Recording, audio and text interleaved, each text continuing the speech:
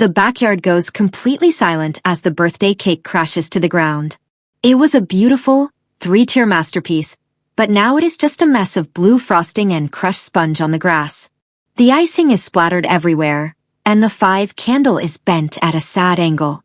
My 5-year-old son, Leo, stares at the ruins for a second before his face scrunches up and he bursts into loud, heartbreaking tears. My heart drops into my stomach, but before I can even move to comfort him, my sister-in-law Vanessa gasps dramatically. She points a finger at me, her eyes wide as if she is in total shock. "Oh no! I told you she couldn't handle something this important," she shouts loud enough for every single guest to hear. Every eye turns toward me in an instant. I can feel the judging stares and the disappointment from the other parents. My chest tightens, making it hard to breathe. I am standing a good 3 feet away from where the cake fell, and I know for a fact I didn't drop it. I hadn't even touched the stand yet. But Vanessa is already moving, her voice filled with fake pity as she begins controlling the narrative. Did she just set me up? Vanessa doesn't wait for me to explain. She loudly takes charge of the situation, stepping over the mess like a hero entering a disaster zone. She pulls Leo into her arms, shushing him and comforting him with an intensity that makes it look like she is the only one who cares about his feelings. "It's okay, sweetie, Auntie Vanessa is here," she coos, throwing me a look that is supposed to be sympathetic, but feels like a dagger. She starts talking to the guests, her voice a stage whisper that carries across the entire lawn. "She's just so overwhelmed lately," she tells a group of mothers, nodding toward me. I offered to help, but she insisted on doing everything herself. Clearly, it was too much for her to handle. I stand there, frozen, feeling incredibly small in my own home. My husband, Daniel, looks over at us with a confused expression. He was across the yard at the grill and didn't see what happened. He looks at the cake, then at Vanessa holding our son, and then at me. He looks like he wants to say something, but he stays silent, probably not wanting to make a scene. Why is she so eager to replace me in front of everyone? As I stand there watching her play the part of the grieving aunt, I realize this isn't actually new. For years, Vanessa has been making these subtle, quiet digs about my life. She makes comments about my parenting style, suggesting I am too soft or too distracted. She asks me helpful questions about my career that are actually meant to imply I am failing at work. She even jokes about my lack of organization during family dinners, laughing it off as if it's just a cute little quirk of mine. Up until this moment, I brushed all of it off. I told myself she was just insecure because her own life wasn't going the way she planned. I thought she was just one of those people who needed to feel superior to feel okay. But as I look at the ruined cake and the way she is soaking up the attention, the realization hits me like a physical blow. This wasn't an accident, and those comments weren't just jokes. It feels very deliberate now. The way she moved, the way she pointed the finger so quickly, it was all too perfect. Has she been planning something much bigger than just a ruined cake? Vanessa doesn't let the mood stay down for long. She quickly gathers all the kids together, clapping her hands and announcing that the fun isn't over just because of a little accident. She starts leading them into the games I had spent weeks planning and preparing. She explains the rules of the scavenger hunt as if she came up with the idea herself. She is high energy, laughing and running around the yard with the children. I stand by the back door, watching her shine in my place. She's absolutely amazing with children. I hear one of the new neighborhood moms say to another, "I wish I had that much patience." Vanessa catches my eye for a split second and gives me a triumphant smirk before turning back to the kids with a bright, fake smile. It's like she has stepped into my life and pushed me out of the frame. I feel like a guest at my own son's birthday party while she acts like the host. My skin pricks with a mix of anger and confusion. Why does she feel the need to outshine me so badly that she would ruin a 5-year-old's cake? I realize I can't just stand there and let the party die, so I rush inside the house to try and salvage what is left of the day. I head to the kitchen, planning to bring out the backup snacks and the extra decorations I had tucked away. But when I open the pantry, I freeze. The extra decorations are gone. I check the counter where I left the backup snacks, but the trays are empty. My heart starts to pound against my ribs. I remember buying a smaller backup cake just in case something happened to the big one, but when I look in the fridge, the box is sitting there, crushed. Someone has stepped on it or pushed something heavy on top of it, and the cake inside is a ruined mess of crumbs and cream. My breath hitches in my throat. Vanessa was the one who helped me set up earlier this morning while Daniel was out running errands. She had total access to the kitchen for over an hour while I was out back setting up the bounce house. Everything was fine when I left it. Did she really sabotage everything before the guests even arrived? Just as I am staring at the ruined backup cake, I feel a tug on my dress. I look down to see Leo standing there. His eyes are still red and puffy from crying, and he looks so small and confused. He clutches my skirt with his little hand and whispers a question that absolutely breaks me into pieces. Mommy, why did you ruin my birthday? The words are like a punch to the gut. He actually believes it. He believes what Vanessa said because she said it so loudly and so confidently. He thinks his own mother, the person who stayed up late making his favorite treats and blowing up balloons, is the one who destroyed his special moment. I drop to my knees and pull him into a hug, but I can feel how tense he is. He doesn't hug me back with his usual warmth. Vanessa's poison has already started to work on a 5-year-old's mind. I feel a hot wave of fury wash over me, replacing the sadness. I cannot let this be the story, he remembers. I can't let him grow up thinking I didn't care enough to make his day perfect. I take a deep breath and push back the tears that are threatening to fall. I realize that if I go out there and start screaming at Vanessa right now, I will only prove her point. I will look like the overwhelmed and unstable mother she wants everyone to see. I can't win by being loud, not when she has already played the hero. I stand up, wipe my face, and give Leo a gentle squeeze. I didn't ruin it, baby. I promise. Let's go back out and have fun, I say, forcing a calm smile onto my face. I decide right then and there to step back. I go back outside and let Vanessa continue her performance. I let her lead the games, I let her hand out the prizes, and I let her take all the credit from the other parents. I act like the quiet, helpful assistant in the background. But inside, something fundamental has shifted. I am done being the silent victim of her little games. If she wants control so badly, I will let her take it for now. I am going to give her enough rope to hang herself. As I watch Vanessa move around the yard, acting like the queen of the party, a sudden memory flashes through my mind. Last week, things had started going missing around the house. Small things like my car keys, my favorite spatula, and some grocery money. I had started to feel like I was losing my mind, so I went to the store and bought a small, discreet security camera. I hid it inside a decorative plant on top of the kitchen cabinets, aimed right at the counters and the back door. I hadn't even checked the footage yet because I had been so busy with party prep, and honestly, I had forgotten it was even there. My heart starts racing as I realize what that camera might have captured. Vanessa spent a long time in that kitchen today. If she was the one who moved the snacks and crushed the backup cake, that little lens saw everything. I looked toward the kitchen window, feeling a spark of hope for the first time since the cake hit the ground. What if I actually caught her in the act? I wait for a moment when everyone is distracted by a game of pin the tail on the donkey that Vanessa is hosting. I slip back inside the house, moving quickly and quietly so no one notices I'm gone.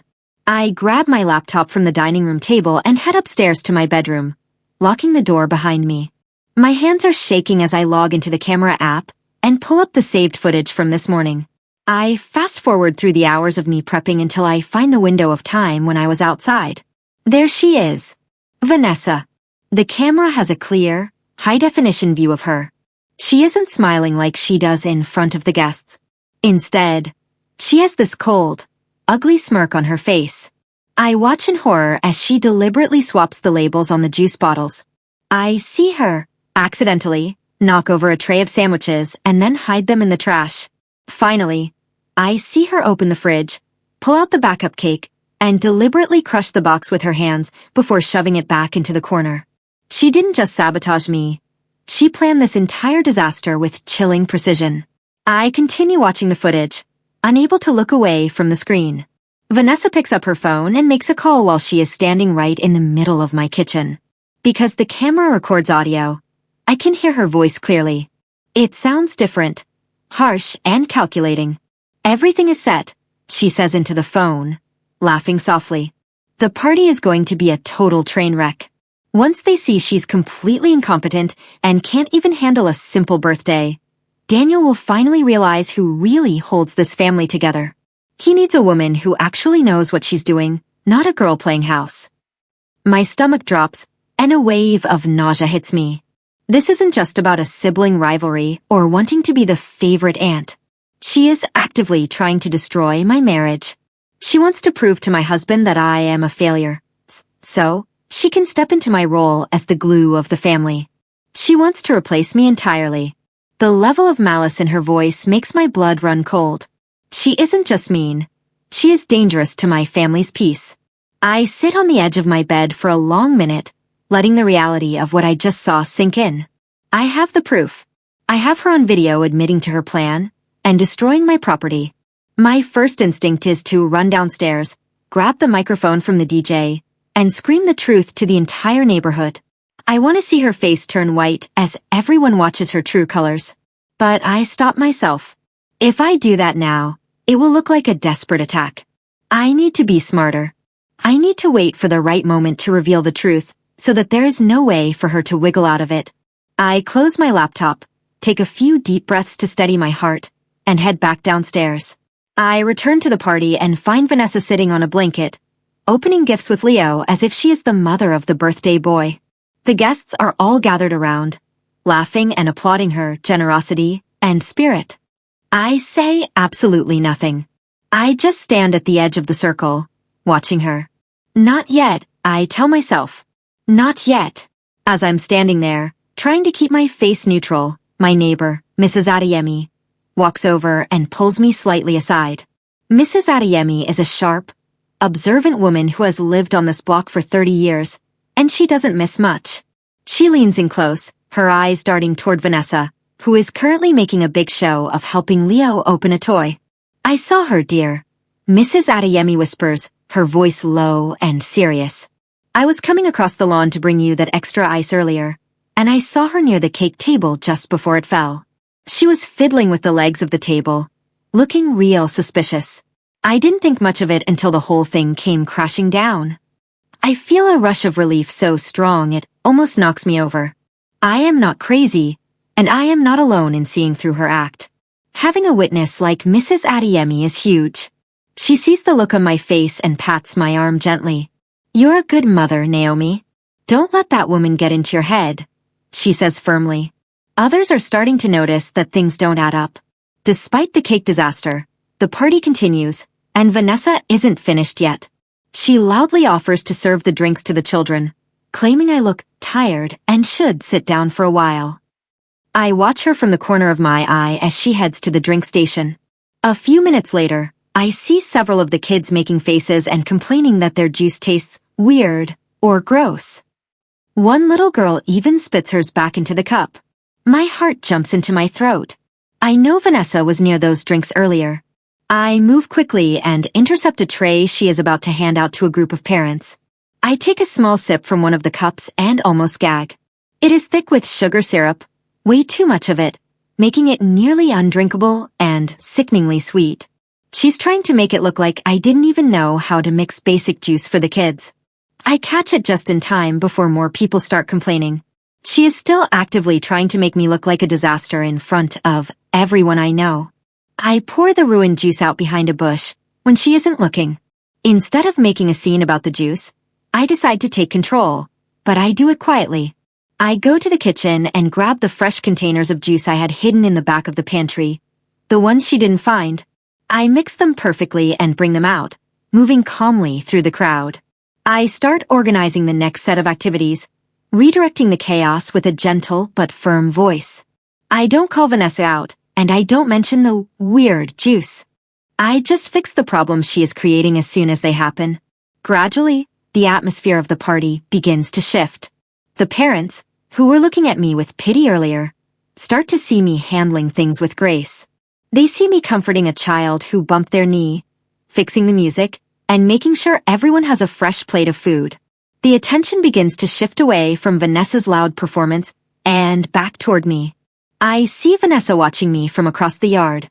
Her smile is becoming tighter, and her eyes are narrowing. She notices the shift, and she clearly does not like that she's losing her grip on the crowd.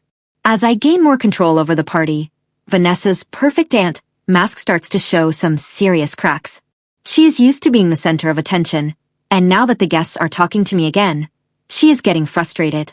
A little boy accidentally spills a small amount of juice on Vanessa's expensive-looking shoes, and instead of her usual sweet reaction, she snaps at him. "Watch where you're going. These are suede," she hisses, her face twisting into an ugly expression for just a second. The boy's parents are standing right there, and they exchange a very confused and concerned glance. Vanessa realizes her mistake almost immediately and tries to laugh it off, but the damage is done. The perfect image she has been working so hard to maintain all afternoon is flickering. People are starting to see the sharp edges underneath her fake sweetness. I stay calm, offering the little boy a napkin and a smile, which only makes Vanessa look worse. I can see her fuming. She is losing her cool because she can't stand not being the hero of the story. The illusion is finally starting to break. Vanessa realizes she is losing the room, so she decides to go for a Hail Mary move. She stands up in the middle of the yard and claps her hands loudly, getting everyone's attention once again. "Everyone! Attention, please," she beams, her voice returning to that high, performative pitch. Since the beginning of the party was a bit rocky, I've decided to arrange a special surprise finale for my favorite nephew. It's something I organized all by myself to make sure Leo has the best day ever. I freeze, my heart skipping a beat. I know for an absolute fact that I didn't plan a finale with her, and I certainly didn't give her permission to start something new. Daniel looks at me with a raised eyebrow, asking silently if I knew about this. I just shake my head, feeling a cold knot of dread form in my stomach. Vanessa is leading everyone toward the far end of the yard, looking incredibly smug. She thinks this is going to be the thing that cements her as the savior of the day. I have no idea what she is about to do, but I know it won't be good. Vanessa leads the group to a large table she has set up near the fence. On it are hundreds of tiny, unstable plastic cups filled with bright red punch, stacked in a giant, shaky pyramid. "We're going to play a giant game of punch pong," she announces. It's a game designed to fail. The table is on uneven grass, the cups are way too full, and the red liquid is guaranteed to stain everything it touches. It is messy, chaotic, and almost impossible to control with 20 excited 5-year-olds. As the kids start to crowd around, she looks at me and mutters loudly enough for the nearby parents to hear. If only someone had organized the space better, we'd have more room for this. I'm doing my best with what I was given. She is setting the stage for one last public humiliation. She wants the game to turn into a giant, staining mess so she can blame the poor planning of the yard layout on me. She thinks she has trapped me in a situation where I'll look bad no matter what happens. This is her final attempt to break me. Instead of trying to stop her or jumping in to fix the table, I decided to step back completely. I walk over to the patio and sit down next to Mrs. Adeyemi, crossing my arms. I let the chaos unfold exactly as Vanessa designed it. I watch as she tries to manage the 20 kids, but because the game is so poorly thought out, it quickly turns into a disaster. A cup falls, then another, and soon red punch is splashing onto the kids' clothes and the white fence. Vanessa is running around, getting red stains on her own dress, her voice getting higher and more panicked as she loses control. I don't lift a finger to help. I let everyone see that I am sitting right here, perfectly calm, while she is the one who created this mess. This time, the truth is visible to everyone. It's clear to every parent standing there that this finale was a terrible idea and that I had nothing to do with it. Vanessa is sweating now, looking less like a hero and more like a person who has no idea what she's doing. She is finally failing in front of everyone. The parents around the yard are no longer looking at Vanessa with admiration. Instead, I hear the murmurs starting up, and they aren't kind to her this time. Why would she plan something so messy for a bunch of 5-year-olds? One father asks, looking at the red stain on his daughter's new dress. This doesn't seem like the mom's fault at all. Naomi was doing fine until this started. A mother whispers back. I see Daniel standing by the grill, watching Vanessa struggle. He looks at me, then back at his sister, and I can see the gears turning in his head. He's starting to see the pattern. Vanessa looks completely unsettled now. She's trying to laugh, but it sounds more like a screech. She realizes that her surprise has backfired, and that she is losing control of the narrative she spent all day building. The guests are looking at her with annoyance rather than gratitude. She looks toward me, her eyes filled with a desperate kind of anger, but I just give her a small, polite nod. She's trapped in the mess she made, and she knows it. The party is winding down, and it's time for the moment I've been waiting for. We had rented a large outdoor projector screen to show some cartoons for the kids at the end of the day. It's set up near the patio, and everyone is starting to gather around it. I stand up and walk over to the equipment, my phone in my hand. Vanessa is standing near the snack table, trying to clean punch off her arms, but she freezes when she sees me connecting my phone to the projector system. She knows that the screen is usually for the kids, but the look on my face must tell her something else is coming. I don't say a word to her. I just look her straight in the eyes as the screen flickers to life. She takes a step forward, her mouth opening as if to say something, but the words don't come out. She looks terrified, and she should be. She realizes that I've been holding on to something all afternoon. She knows that the game is over, but she doesn't know exactly how bad it's about to get for her. Everyone is watching the screen now, waiting for the cartoons to start. I press play. The screen doesn't show cartoons. Instead, it shows the high-definition footage from my kitchen security camera. The backyard goes into a state of total, shocked silence as the video begins to roll. Every guest watches as Vanessa enters the frame. They see her cold smirk. They watch as she deliberately swaps the labels on the juice. They see her, accidentally, knock over the trays and hide the food in the trash. And then, the gasp from the crowd is audible as they see her pull the backup cake out of the fridge and crush it with her bare hands. The audio is crystal clear. Her voice rings out across the yard. Daniel will finally realize who really holds this family together. He needs a woman who actually knows what she's doing. The silence that follows the video is heavy and suffocating. Vanessa is standing like a statue, her face drained of all color. There is absolutely nowhere left for her to hide. The truth isn't just a rumor anymore. It's a giant, projected reality that every single person at the party has just witnessed. She has been completely and utterly exposed. The video ends, and for a few seconds, no one moves. Then, the silence is broken by a low murmur of disgust from the guests. Vanessa stumbles over her words, trying to offer excuses. It was a joke. I was trying to help, she stammers, but her voice is weak and trembling. No one believes her. The parents are looking at her with pure disdain. How could someone do that to a child's birthday party? How could someone be that cruel to their own family? I look over at Daniel. His face has hardened into a mask of cold fury. He is seeing his sister clearly for the first time in his life. He isn't confused anymore.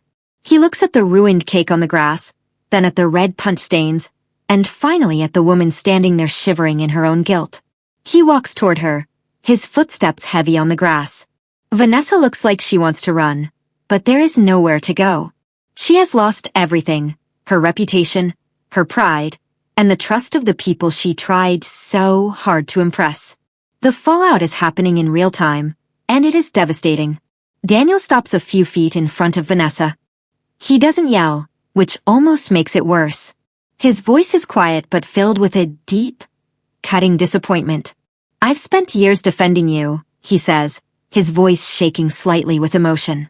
I told Naomi she was overthinking things whenever you made those comments. I thought you were just loud. But this is sick, Vanessa. You tried to ruin our son's birthday just to make my wife look bad. You tried to manipulate me into thinking she was a failure. Vanessa breaks down, sobbing and covering her face with her hands, but there is no sympathy in the yard. I'm sorry. I just wanted to be part of the family, she wails, but the excuse is pathetic. Daniel doesn't move. You owe her more than an apology. You owe her a debt you can't even pay. Get out of our house, Vanessa. Now! She looks around, realizing that not a single person is going to stand up for her. She is humiliated not by a revenge plot I created, but by the simple, undeniable truth of her own actions. She grabs her bag and flees through the side gate, leaving the party in a cloud of shame. As the gate clicks shut behind Vanessa, the tension in the yard finally begins to break. I feel a strange sense of calm wash over me. It's over. I walk over to the garage and pull out a secret box I had hidden away. I hadn't even told Daniel about it.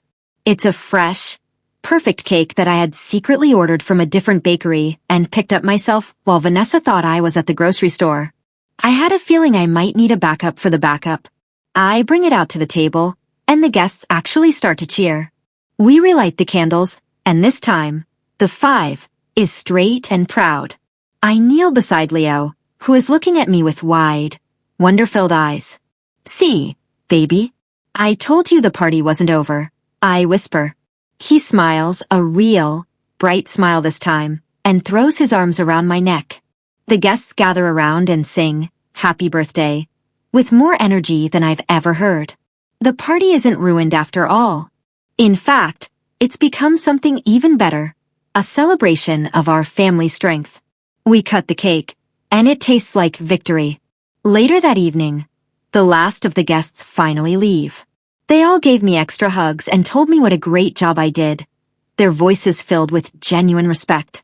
Mrs. Adeyemi stayed until the end to help me clear the trash, giving me a wink as she left. Vanessa's car is gone, and her social media accounts have already been deactivated. She won't be showing her face around here for a long, long time. Daniel and I finish cleaning up the yard together in a comfortable, peaceful silence. He stops for a moment, takes my hand, and squeezes it tight. "I'm so sorry I didn't see it sooner," he says softly. I just nod, knowing that we're okay now. We head inside and find Leo in his pajamas, surrounded by his new toys. He looks up at me with a tired but happy grin and says the words I'll never forget. "Best birthday ever, Mommy." I tuck him into bed, feeling a profound sense of peace. I didn't need to scream or get messy. I didn't need a complicated revenge plan. I just needed to let the truth speak for itself. The truth spoke, and for the first time, everyone finally listened.